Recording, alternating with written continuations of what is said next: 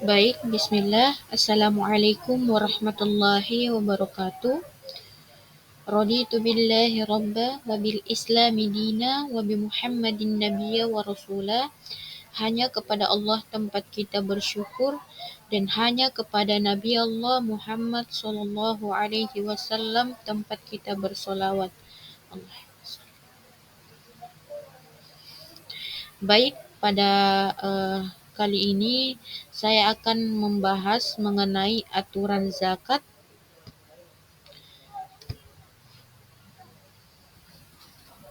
Adapun poin pembahasan yang akan kita bahas pada kesempatan ini yaitu yang pertama mengenai pengertian zakat, infak dan sedekah, yang kedua macam-macam zakat, yang ketiga kedudukan zakat, yang keempat tujuan zakat, yang kelima barang yang dizakati, yang keenam sasaran zakat, yang ketujuh cara membayar zakat, yang kedelapan dampak zakat dan problem kontemporer.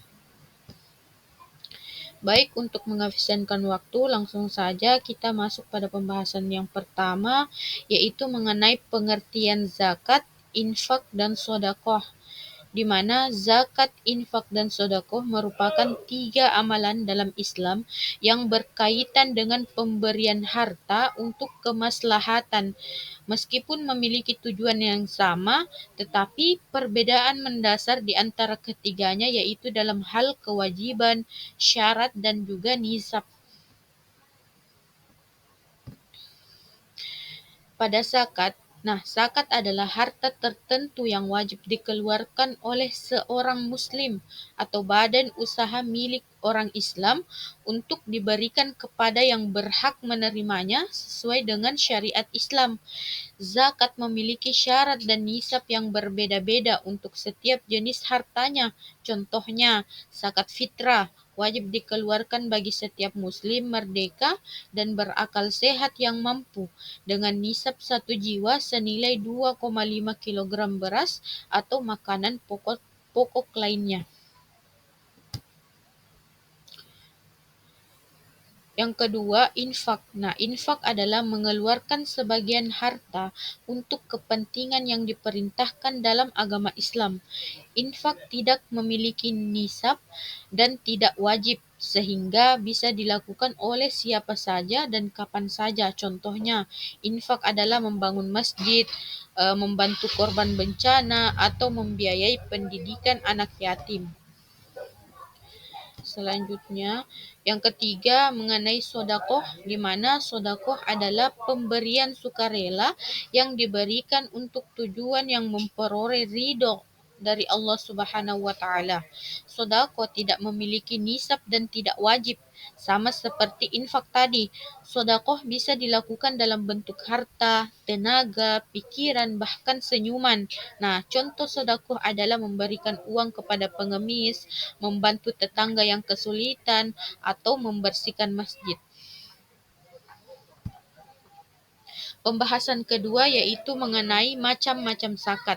Zakat terbagi menjadi dua jenis utama, yaitu yang pertama ada zakat fitrah. Zakat fitrah adalah zakat yang wajib dikeluarkan oleh setiap muslim merdeka dan berakal sehat yang mampu, baik laki-laki maupun perempuan pada bulan Ramadan atau sebelum sholat Idul Fitri. Yang kedua, zakat mal atau harta. Zakat mal adalah zakat yang wajib dikeluarkan atas berbagai jenis harta benda yang dimiliki oleh seorang muslim.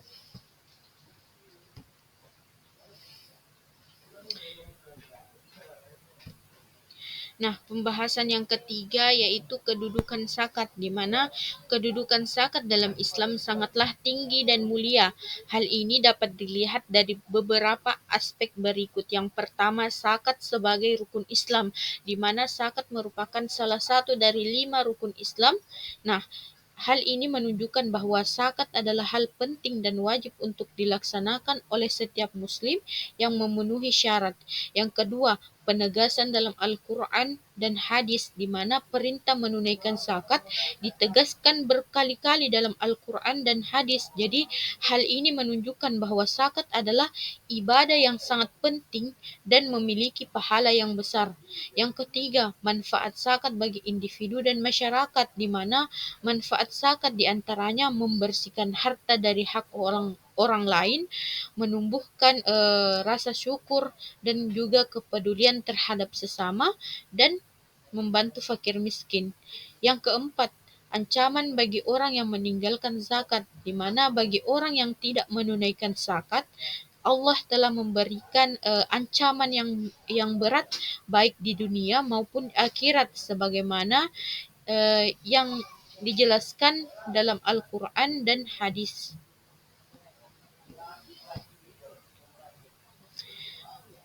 Nah, materi yang keempat yaitu mengenai tujuan zakat. Jadi, zakat memiliki beberapa tujuan utama ya, yaitu yang pertama mensucikan harta dan jiwa, yang kedua membantu fakir miskin dan duafa, yang ketiga memperkuat solidaritas dan persaudaraan umat Islam, yang keempat mendorong pertumbuhan ekonomi dan kesejahteraan masyarakat, yang kelima menjaga kestabilan dan keamanan masyarakat. Dan yang keenam, memperoleh pahala dan keberkahan dari Allah Subhanahu wa taala.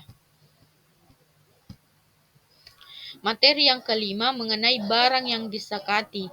Nah, barang yang disakati atau harta yang wajib disakati terbagi menjadi dua kategori utama, di mana tadi telah kita jelaskan mengenai zakat fitrah dan zakat mal. Nah, ini adalah penjelasan mengenai barang yang dizakati, di mana zakat fitrah ini eh, berupa beras yang dimana besaran zakat fitrah yang wajib dikeluarkan adalah setara dengan satu jiwa yang dapat berupa 2,5 kilogram beras atau berupa makanan pokok lainnya. Yang kedua, zakat mal atau harta di mana berupa emas, perak, logam mulia, uang, surat berharga, perniagaan pertanian, perkebunan, kehutanan, peternakan, perikanan, pertambangan, perindustrian, dan juga penghasilan dan juga jasa. Materi keenam yaitu mengenai sasaran zakat. Jadi sasaran zakat atau mustahin zakat adalah 8 golongan orang yang berhak menerima zakat sebagaimana disebutkan dalam Al-Quran surat At-Taubah ayat 60, yaitu fakir, di mana orang yang tidak memiliki harta benda dan penghasilan yang cukup untuk memenuhi kebutuhannya. Yang kedua, miskin, di mana orang yang memiliki harta benda dan penghasilan tapi masih belum cukup untuk memenuhi kebutuhannya. Yang ketiga, amil zakat, di mana orang yang bertugas mengelola dan juga mendistribusikan zakat. Yang keempat, mu'allaf atau orang yang baru masuk Islam. Yang kelima, ada rikab, di mana eh, itu adalah orang budak yang ingin mendekatkan diri. Yang keenam, gorimin. Nah, di mana ini adalah orang yang memiliki hutang yang tidak mampu melunasinya. Yang ketujuh, ada fisabilillah, di mana orang yang berjuang di jalan Allah Subhanahu wa taala. Yang kedelapan itu ada Ibnu Sabil, di mana Ibnu Sabil ini adalah uh, seorang musafir yang kehabisan bekal dalam perjalanannya.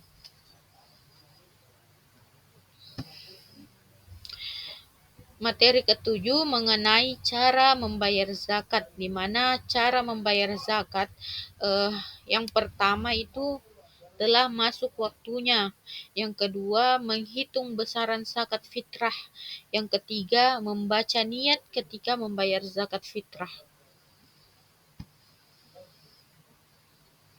Nah, materi yang kedelapan atau materi yang terakhir yaitu mengenai dampak zakat dan problem kontemporer, di mana zakat, salah satu rukun Islam, memiliki potensi besar untuk mengatasi berbagai problem kontemporer dan berkontribusi pada terciptanya masyarakat yang lebih adil dan sejahtera.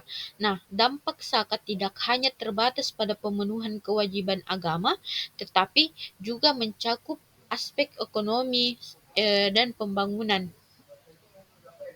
Nah, di sini kita bisa lihat penjelasannya pada dampak ekonomi, di mana pemberdayaan ekonomi dan pengentasan kemiskinan. Yang kedua, bantuan keuangan langsung. Yang ketiga, mempromosikan keadilan sosial. Pada dampak pembangunan, di mana pembangunan berkelanjutan dan tata kelola lingkungan dan pengelolaan sumber daya berbasis masyarakat. Nah, adapun problem kontemporer zakat, yang pertama yaitu pemahaman zakat yang masih terbatas. Yang kedua, sistem pengelolaan zakat yang belum optimal. Yang ketiga, ketidakpercayaan masyarakat terhadap lembaga zakat. Yang keempat, potensi zakat yang belum dimanfaatkan secara maksimal. Dan yang kelima, munculnya zakat alternatif. Dan terakhir, mengenai problematika zakat kontemporer. Baik, mungkin hanya itu materi, dan kita bisa menarik kesimpulan bahwa dengan memahami materi zakat yang telah dijelaskan tadi, yaitu secara komprehensif dan melaksanakannya dengan penuh keikhlasan. Jadi diharapkan zakat dapat memainkan peran yang optimal dalam mewujudkan keadilan sosial dan juga kesejahteraan masyarakat. Nah, baik, mungkin hanya itu materi yang bisa saya jelaskan pada kesempatan ini. Kurang lebihnya mohon dimaafkan apabila ada salahnya datangnya dari diri saya pribadi. Apabila ada benarnya itu datangnya daripada Allah Subhanahu wa taala. Akhirul kalam, billahi fi sabilil haq fastabiqul khairat. Assalamualaikum warahmatullahi wabarakatuh.